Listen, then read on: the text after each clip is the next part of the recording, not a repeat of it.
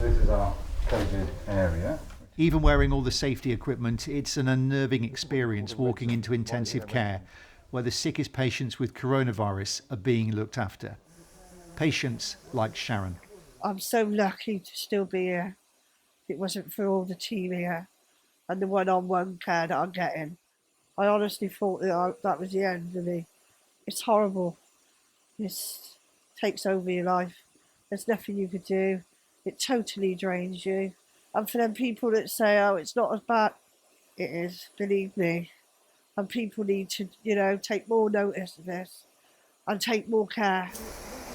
Sharon is one of 120 COVID patients being looked after at the hospital. She's slowly getting better, but still needs intervention to keep her oxygen levels up. In this second wave, with the steep learning curve since March, treatments are changing. Fewer patients are on ventilators or needing critical care. But dealing with this pandemic is still draining. I think we're feeling more confident. We now have the benefit of 9 months of international experience and some very rapidly progressed research. So I think we feel a lot more comfortable.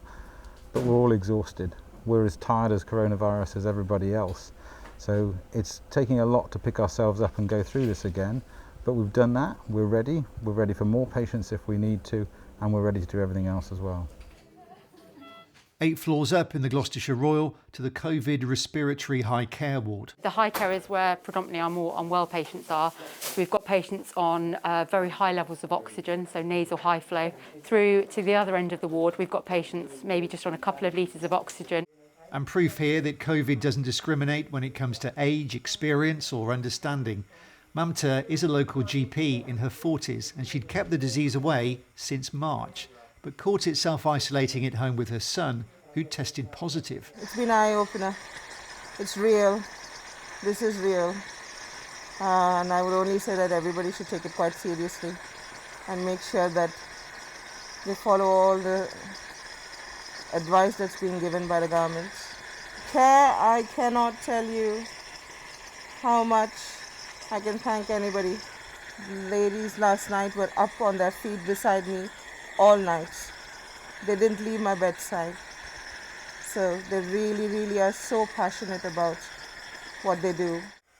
Staff here have a much better understanding of COVID this time. As we've heard, treatments have improved, and part of that comes from the hospital taking part in trials during the first wave. Once you know that something is very successful, that becomes standard care. So that was the dexamethasone that all our patients that come in that need oxygen get. And then we're trialling out some other drugs as well as some expensive drugs that patients that are early on in their disease progress that have some other poor prognostic markers we can actually access. Machines. But also on this ward today, a stone-cold reality check. Proof that the cruelty of this disease is ever present. Unfortunately, 2 people have lost their battle today with COVID, which is obviously very upsetting because we look after them, we form a very close relationship with them. They're not able to spend time with their family, so we become that person at the end of their life, and it is always very upsetting and distressing. But that is unfortunately the nature of this illness, and is why we all need to do our part to try and keep as many people as safe as possible. Another harsh reality of the pandemic is that relatives aren't allowed to visit, something that wasn't lost on me as we were allowed in to film. And for patients like Sharon, it's been extremely hard. It is heartbreaking. And that's what I say when people say coronavirus, it's all that bad. It is. Because it takes your family away. I've got a 2-year-old grandson. I'm missing him so much. There are just 3 patients here in critical care at the moment, less than there were here in Gloucestershire at the same time during the first wave. And what people don't know is where it's going to go from here. There's a feeling and a hope that infections are starting to plateau. But there is, of course, the worry about winter. I think that poses us some real challenges as 2 hospitals at the moment. We obviously have to cope with the increasing numbers of coronavirus patients, plus all the additional work. So it's managing all those different work streams that is going to be a real challenge for this winter. We normally are much busier in the winter.